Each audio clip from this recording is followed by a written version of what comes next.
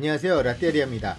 요즘은 플레이스테이션이나 엑스박스와 같은 콘솔 게임기의 성능이 워낙 좋고 PC의 성능이 예전과는 비교 불가능할 정도로 뛰어나 방 안에서 세상의 어떤 게임이든 손쉽게 즐길 수 있는 시대지만 예전에는 그렇지 않았습니다. 물론 집이 부자였던 친구들은 가정용 게임기로 PC 엔진이나 메가드라이브 같은 고성능 게임기를 가져 친구들의 부러움을 사기도 했지만 그건 어디까지나 소수의 아이들이었고요. 그래서 대부분의 아이들은 최신의 게임을 하려면 50원 또는 100원짜리 동전을 들고 동네 오락실로 가야만 했습니다. 당시 오락실은 만화방과 더불어 이미지가 꽤나 좋지 않은 일종의 청소년 유해시설로 취급되던 때였죠.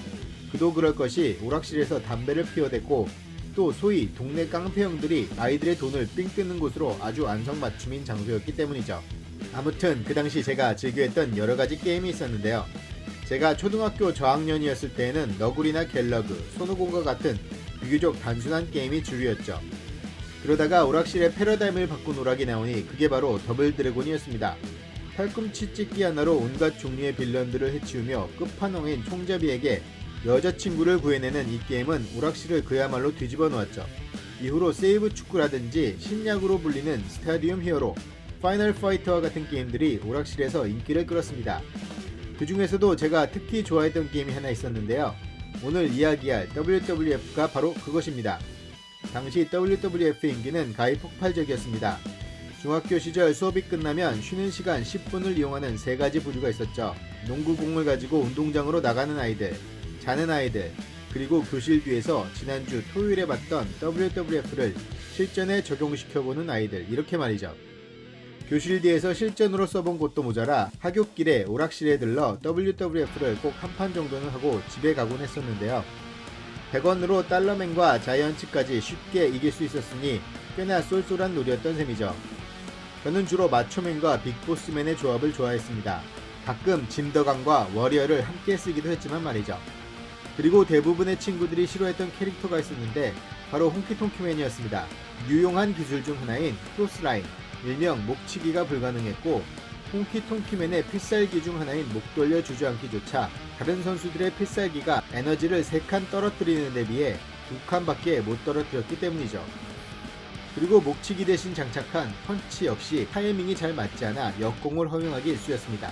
아무튼 마초맨과 빅보스맨의 조합을 좋아했던 이유는 마초맨의 가장 기본 기술이라 할 수 있는 크로스라인이 가능했고 필살기를 3가지나 활용할 수 있었기 때문이었죠. 백바디 드롭, 엉덩이 찢기, 그리고 러닝 렉 브레이크 드롭이 그것인데요. 특히 크로스라인보다 데미지가 높고 백바디 드롭 반격을 안 당하는 장점이 있긴 하지만 클린 히트하지 않으면 같이 쓰러져서 스테이지가 많이 진행돼 에너지가 별로 없을 때는 운용이 난감하다는 단점도 있었습니다. 하지만 이 러닝 렉 브레이크 드롭은 자이언트를 잡는데 안성맞춤인 무기였는데요. 정면으로 달려가면 손날치기로 반격을 당했기에 자이언트의 스피드가 느린 점을 10분 활용해야만 했죠. 위아래로 이동하면 자이언트가 천천히 따라오는데 그때 위치를 잘 잡고 이 기술을 날리면 빗맞아 쓰러지거나 정말 제대로 걸려드는데 이때의 손맛과 쾌감은 정말 지금 생각만 해도 정말 쫀득했죠. 또 이 기술을 당하던 자이언트의 표정이 정말 귀엽기도 했습니다. 이거 몇 번 해주면 자이언트가 태그하러 허겁지겁 도망가는데 도망가기 전에 잡아서 로프 반동으로 백바디 드롭을 몇 번 던져준 후 3단 코너에 올라가 마초맨의 실제 피니쉬이기도 했던 엘보 드롭 몇 번 먹여주면 확실하게 끝을 낼 수 있었죠. 또 빅보스맨 역시 매력이 넘치는 캐릭터였습니다. 특히 빅보스맨의 반격기였던 키신 칭크는 다른 선수들의 반격기에 비해 에너지를 한 칸 더 줄일 수 있는 위력을 가지고 있었죠. 또 필살기로는 겉 렌치 스플렉스와 박치기를 가지고 있었는데요. 박치기는 에너지가 2칸밖에 닳지 않아 조금 아쉽긴 했지만 빅보스맨에게는 그만의 특별한 반격기, 바로 빅보스 슬램이 있었습니다. 저희 동네에선 남산동이라는 기술로 불렸던 기술인데요.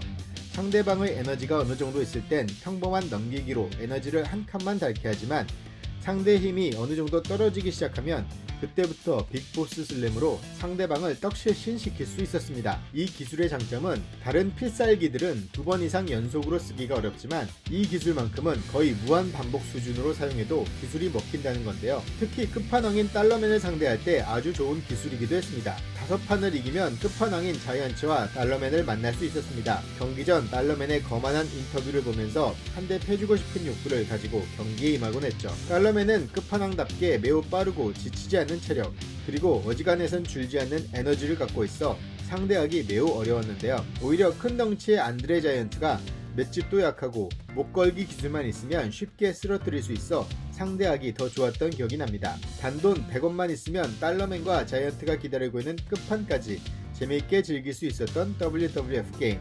지금은 인터넷상에서 쉽게 다운받아 즐길 수 있으니 오랜만에 추억을 떠올리며 한판 해보고 싶네요.